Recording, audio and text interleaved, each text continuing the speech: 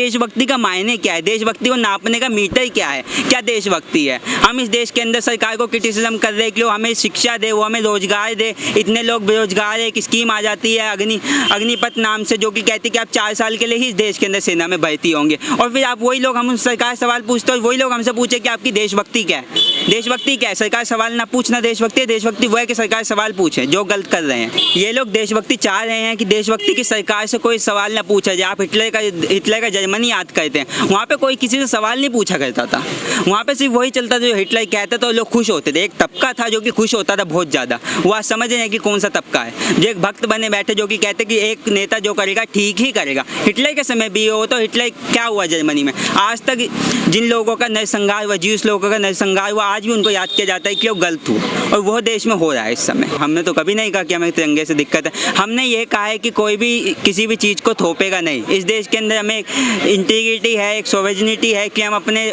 Follow कर सकते हैं, हम क्या पहनेंगे। जी थोप रहे हैं, लेकिन उनके मंत्री क्या कह रहे हैं, क्या कह रहे हैं कि जो लोग तिरंगा नहीं लगाएंगे उनको हम इस देश के अंदर वो नहीं कर पाएंगे। क्या हो रहा है उसको, और ये हम कहना चाहते हैं कि हमें आज़ादी है, हम कुछ भी करें। और अगर इनको इतना तिरंगा है तो हम पूछना चाहते हैं कि आरएसएस ने आज तक तिरंगा क्यों नहीं फहराया। और इतना डीपी लगवाने का शौक है तो आरएसएस अपने पेज पे डीपी लगा के बता दे कि क्यों तिरंगा नहीं लगा रही है। आरएसएस ने आज का दिन है, आज तारीख है, आज तक डीपी नहीं चेंज करी है। जो इनकी सरकार कहती है कि डीपी चेंज करिए, आरएसएस चेंज करेगी डीपी, तो हम सोचेंगे कि क्यों। एक मकसद है कि एक नेशनलिज्म है, नेशनलिज्म जिसको आपको फॉलो करना पड़ेगा। कोरोना का काल चल रहा था, लोगों से कहा कि थालियां बजाओ, मोमबत्तियां जलाओ। मोमबत्तियों के बाद क्या हुआ, लोगों के ऑक्सीजन नहीं था लोगों के पास। लोग यहाँ पे यही रोड था, यही पटेल चेस्ट है, एक जीटीबी हॉस्पिटल है जहाँ पे रात को आधी रात को ऑक्सीजन मंगवाना पड़ा कि ऑक्सीजन नहीं है इस देश के अंदर। कितने लोग मर गए, WHO का डाटा है कि 45 लाख से ज़्यादा लोग इस देश के अंदर मर गए। देश के अंदर देख रहे हैं कि एक ऐसा नेशनलिज्म स्टार्ट हुआ है जिसके अंदर आपसे, जैसे आपने भी थोड़े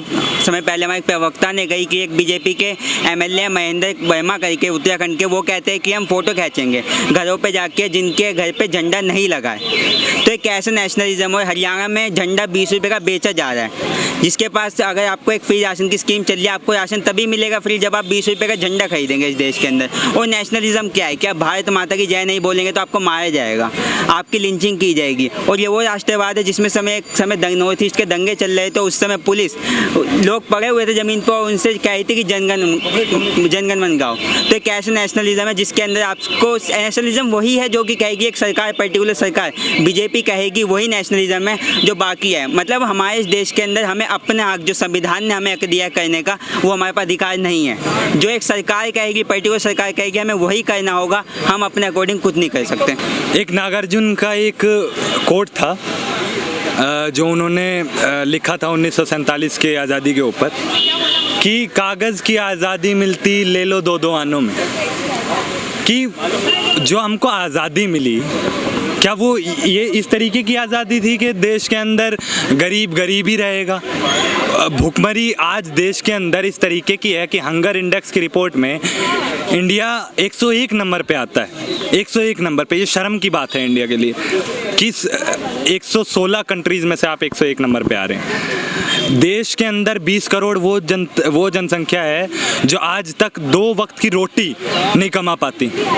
तो ये हमारे लिए शर्म की बात है कि हम पैट्रियोटिज़म को जगा रहे हैं, डीपी लगवा रहे हैं, हम लोगों को कह रहे हैं कि तिरंगा खरीदो। हरियाणा में शायद रोहतक या करनाल में ये हो रहा है कि आपको राशन तब मिलेगा जब 20 रुपये का ये खरीदोगे, तिरंगा खरीदोगे।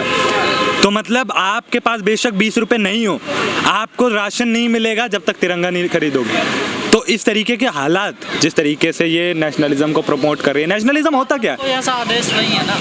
हाँ, सरकार का तो कोई ऐसा आदेश, सरकार का आदेश, देखिए सरकार जो है बीजेपी की है, वो एक अपने आप में संगठन है, वो एक पार्टी। उस पार्टी का आप कह लीजिए पेरेंट पार्टी जो है वो आरएसएस है, सबको पता है। उसके अलावा उसके ABVP या और बजरंग दल, ये टाइप के उसके और भी सारे संगठन। आप जिस तरीके से उसकी हर जगह शाखाएं लगती है, तो वो क्या करता है लोगों के बीच में, वो अपनी धारणा को फैलाता है। आप जिस तरीके का ये नेशनलिज्म आप देखोगे इनके बीच में, तो वो नेशनलिज्म में आपको एक फ़र्क नज़र आएगा। राष्ट्रवाद में से क्या दिक्कत है आपको? देखिए, 2 तरीके के राष्ट्रवाद हैं। प्रभात पटनायक जी है जिन्होंने इसके ऊपर रिसर्च किया है, उन्होंने बताया था कि 2 तरीके के राष्ट्रवाद होते हैं।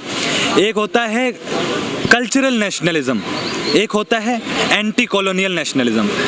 जो कल्चरल एक नेशनलिज्म जो यूरोप में जन्मा, जो नेशन स्टेट को लेकर था कि क्या नाम है, यहाँ पे एक भाषा के लोग बोलने वाले लोग, एक कल्चर के लोग वो नेशन बनाएंगे, ठीक है। जो जर्मनी में बना, इटली में बना, एक भाषा को लेकर, फ्रांस एक भाषा को लेकर बन गया। तो ये उस तरीके का राष्ट्रवाद था जो कि कल्चरल था। एक रेस की सुपीरियरिटी, हिटलर क्या कहता था कि एक race superiority, Aryan race superior race है, उसके अलावा जो दूसरी यहूदी है उसको मार दो, ख़त्म कर दो, 60 लाख यहूदियों को मार दिया। मुसोलिनी ने 20 लाख लोगों को मरवा दिया अपने देश के अंदर, और जो वर्ल्ड वॉर में उन्होंने जो इतना बड़ा नुकसान किया वो सब जानते हैं।